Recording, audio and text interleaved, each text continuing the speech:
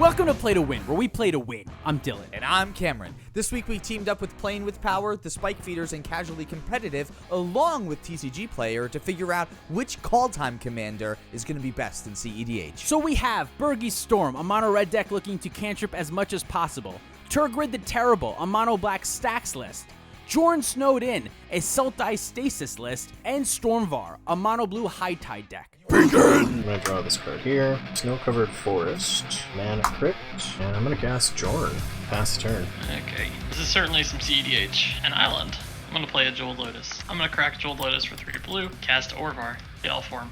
I will pass the turn. Draw card. Play a Prismatic Vista, and I'm going to fetch it. Get a mountain. I'll cast the Jeweled Lotus. Oh. Yeah. I'll crack it for 3 red. I'm going to cast Birgi, God of Storytelling. Cast a Mox Amber, make a red mana.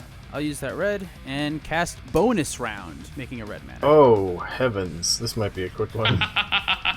Force negation, removing brainstorm. Oh no, fun. Okay, I'm gonna let that red go away. I'm gonna pass my turn then. That's like potentially the most busted turn 1 start that I could have had. It's just a real big bummer that Bonus Round got countered because I don't have much more after that. I thought you did a great start here, but like Orvar, getting turn 1 Orvar and having a free counterspell in hand. I'll draw. I'm going to play this Ancient Tomb, tap it, taking 2 damage to kick an Everflowing Chalice once. Modest, untap. Odds I take damage.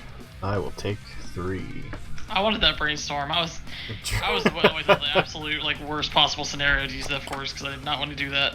Take 2 off this Overgrown Tomb. I'm going to cast this Carpet of Flowers. Gian, thanks for leaving the mouse cursor on the screen. I'm going to attack. Adam, I'm going to come at you for 3. I'm going to trigger Jorn to untap my snow permanents. Second main phase, I'm going to add a black off my Carpet of Flowers. I'm going to play a Deathrite Shaman. Then I'm just going to pass. I can't not look at it now. Draw. I'm going to play an island, cast a clock spinning, targeting my tapped island to choose a counter on it and remove it, and make a copy of it with Orvar. Cast a Merchant Scroll. I'm going to flash an Opposition Agent. Hell yeah. That's brutal. I can't respond to that. Okay, I'll pass on Opposition Agent. Oh man, I love Pull from Tomorrow. I'll grab it. It is exiled. So I will reveal this Pull from Tomorrow. I will go to combat. I will attack Adam for 3. I will pass the turn. Draw a card. I'm gonna cast a Crash Through. Make a red. Mountain. I'll go to combat. Jan, I'm gonna come at you with Birgi. Pass. I will draw. I'll play this Swamp, take 2 from the Tomb and Swamp, and I'll cast a Trinisphere. All right. See you guys in game 3.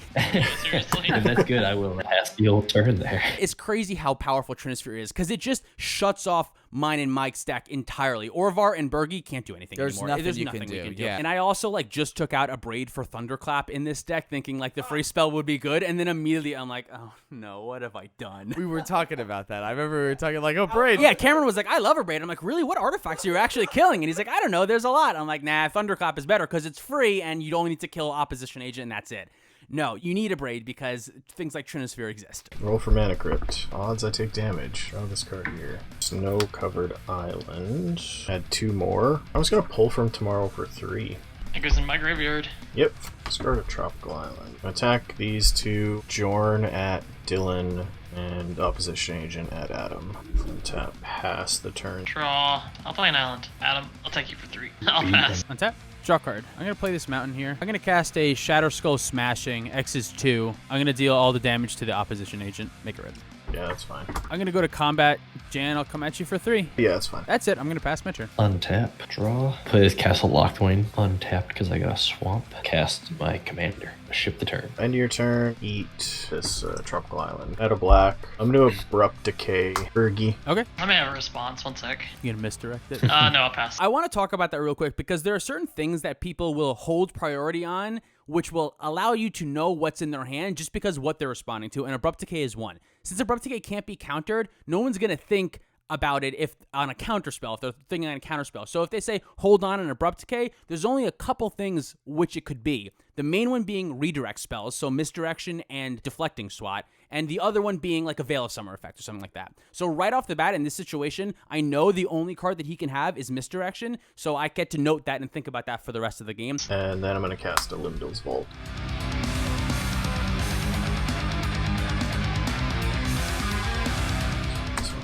Untap. Take 3 damage off my Mana Crypt. Yep. We're getting there.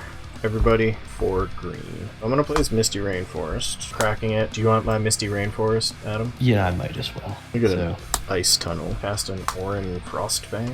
Attack Mike for 3. Trigger. Deals damage. Trigger. Draw a card. I kind of feel like the Trinisphere actually helped Jan over anything else. That's the most true statement that anyone could have said. If you are playing stacks and somebody else is playing stacks, the mental gymnastics that you have to go on in your head on when to play what spells are incredibly difficult. Because in this situation, Adam gets to cast Trinisphere, which completely locks me and Mike out of the game. Orvar and Bergie can't do anything, right? But what it does do, Jan doesn't give a shit about Trinisphere at all. He's in a green deck, so he's ramping harder than any of us. He has an early carpet against a mono blue player, so he's got an extra 4, 5, 6 mana every single turn from that thing. The Trinisphere does nothing for him, and he's already got this presence of shit on the battlefield. So what I'm trying to say is Trinisphere is only good when you're ahead. If you're even behind just by one player, it's not great.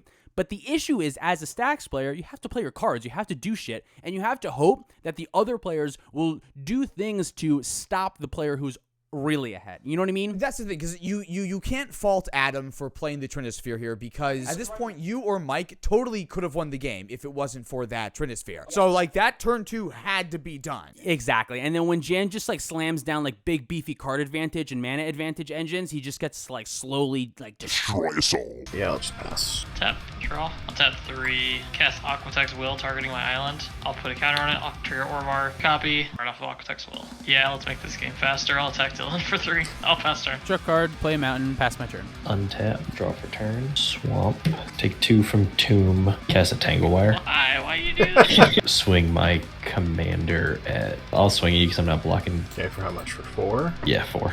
Then I will pass turn. End of your turn, eat instant or sorcery out of Mike's graveyard to deal everyone 2. Do you have a preference? Not really. Force negation, sure. Untap, upkeep, just tap my lands, mana crypt trigger. Oh, I didn't take damage. That's card. Move to combat. All 3 at Dylan.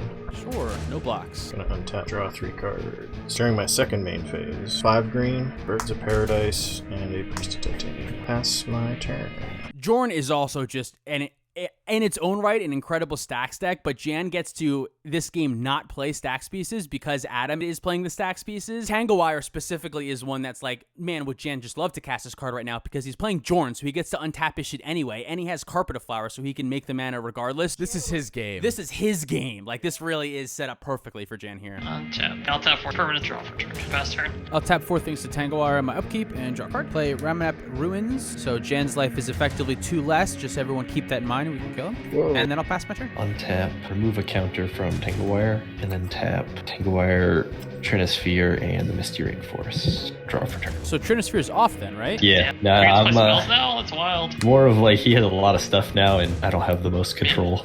Karn the Great Creator. Mana drain it. That makes me sad. Swing my commander at you again. I'm gonna toss the Frostfang and the Burbs in front of it. Alright, I'll take the birds out. That is my turn.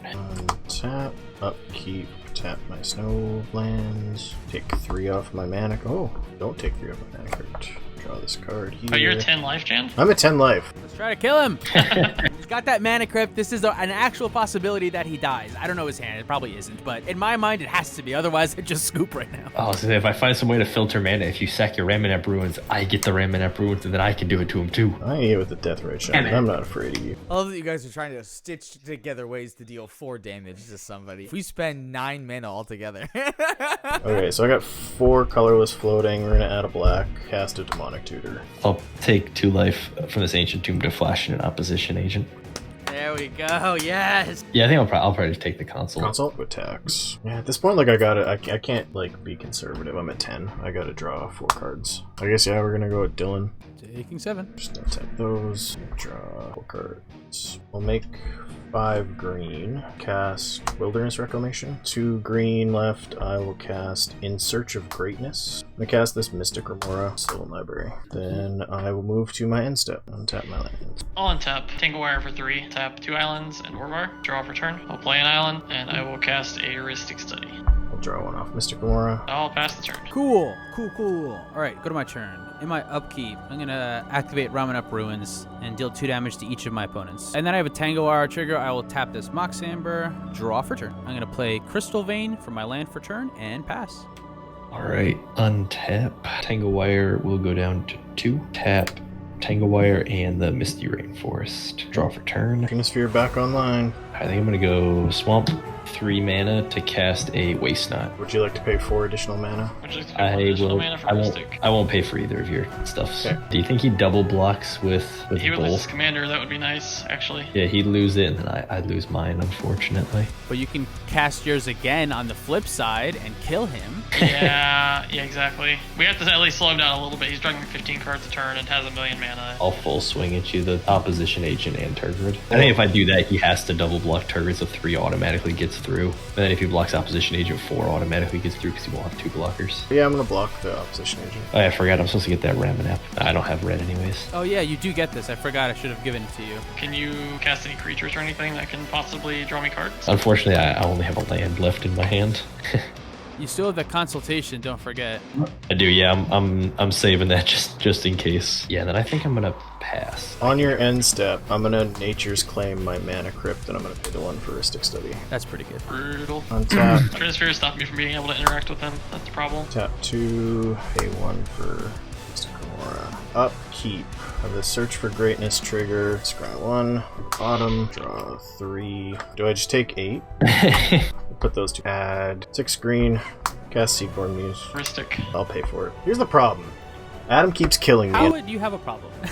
Adam keeps killing me, and I can't stop him from killing me, because if I kill him, then the Trinisphere goes away, and nobody has problems anymore. Swing 4. Keep swinging at Dylan. Sure. Draw 4. Kinnan. End step. Trigger.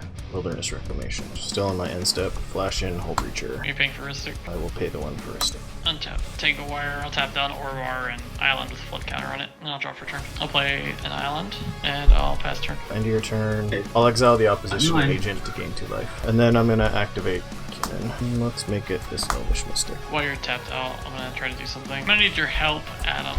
Okay, what's happening? And I'm gonna cast a Chain of Vapor targeting Trinisphere. Ah, Would you like to copy it and bounce the Seaborn Muse? that does sound like a pretty tempting offer. I'll just sack the Misty Rainforest. Yeah, I'll target the Seaborn Muse. Would you like to copy? No. Go to my turn. Oh, did you pay the 4? You didn't pay the 4 for that Chain of Vapor. Oh my god. Tap these 2 for Tangle Wire, and I will draw for turn. Sacrifice Crystal Vein for 2 colorless mana, and cast Bergie for 5. You got a Crystal Vein. Here you go. Oh, look at that Crystal Vein. Pass turn. Instead, cast the console. Are you paying for the Mystic Remora or the Ristic Study? I will pay for nothing. I'll name Vonus Hunger. Oh, there it is. Cast Vonus Hunger, which gives me the city's blessing. Mystic Remora. I cannot the pay Ristic for one more. Okay, well, I mean, like, we gotta go.